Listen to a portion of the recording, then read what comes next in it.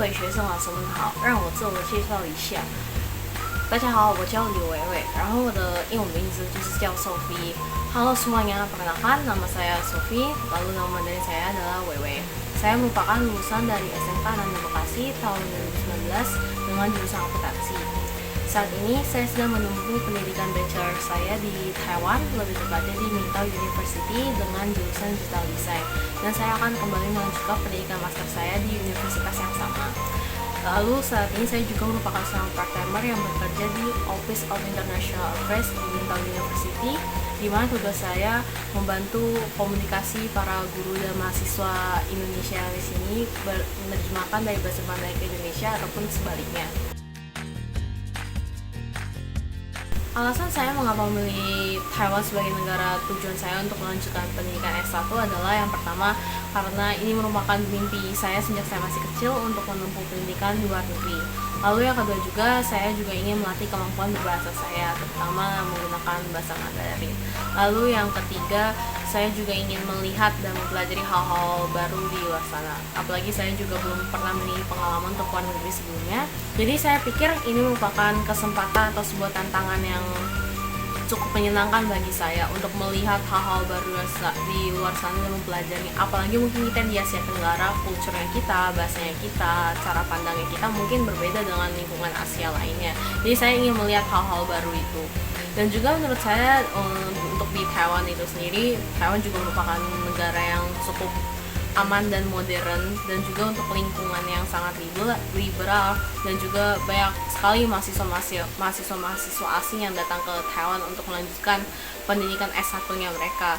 Lalu di sini juga pemerintah Taiwan juga menyediakan banyak beasiswa bagi pendatang-pendatang baru yang ingin melanjutkan studi, dan juga biaya pendidikan di sini kategori terjangkau untuk kita yang datang dari luar negeri.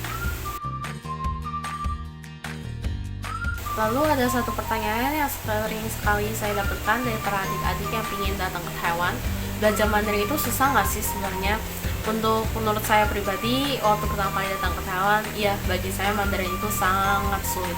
Apalagi di Taiwan itu Mandarin yang mereka pakai aksara itu tradisional dan bukan sederhana. Dan seperti yang kita ketahui, Mandarin itu mereka punya hurufnya tersendiri atau yang bisa kita sebut Hanzi, dan mereka juga pengucapannya dibagi dalam beberapa nada. Beda sama bahasa Indonesia yang biasanya kita pakai alfabet, dan untuk masalah nada kita nggak yang terlalu memikirkannya sama sekali. Tapi kalau di sini nada itu sangat penting, apalagi seperti yang kalian tahu kayak misalkan satu kata nih beda nada itu udah pasti beda arti kalau di sini.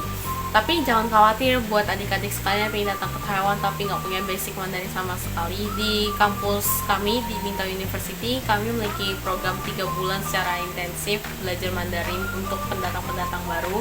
Jadi selama 3 bulan itu dari nol, guru-guru bakal ngajarin kalian dari nol sampai kalian bisa basic percakapan sehari-hari ataupun basic percakapan di kelas, menanyakan kepada dosen, materi kuliah itu gimana, atau ada PR atau gimana, itu pasti akan diajarkan. Jadi buat adik-adik sekalian jangan khawatir sama sekali, karena di sini lingkungannya juga kategori mendukung untuk belajar berbicara bahasa Mandarin. Sekian dari video kali ini mengenai cerita dan pembahasan studi saya di Taiwan. Bagi adik-adik sekalian memiliki beberapa pertanyaan yang tidak dapat saya jawab di video kali ini, kalian dapat meminta kontak saya di Miss Ayu. Kalian jangan bersungkan untuk bertanya dan mengontak saya jika kalian memiliki beberapa pertanyaan.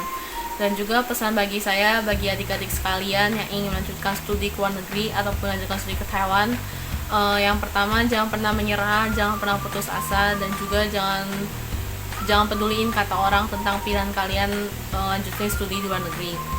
Terus yang kedua, jangan lupa berdoa sama Tuhan. Tanya ke Tuhan apakah ini pilihan yang benar untuk melanjutkan studi ke luar negeri. Lalu yang ketiga, dan gak kalah pentingnya, kalian minta restu dan dukungan dari orang tua, karena restu dan dukungan dari orang tua itu sangat penting bagi kita yang merantau di negeri orang. Dan juga mohon maaf bila ada salah kata ataupun pengucapan saya yang tidak begitu jelas dan terlalu cepat. Mohon maaf sekali lagi.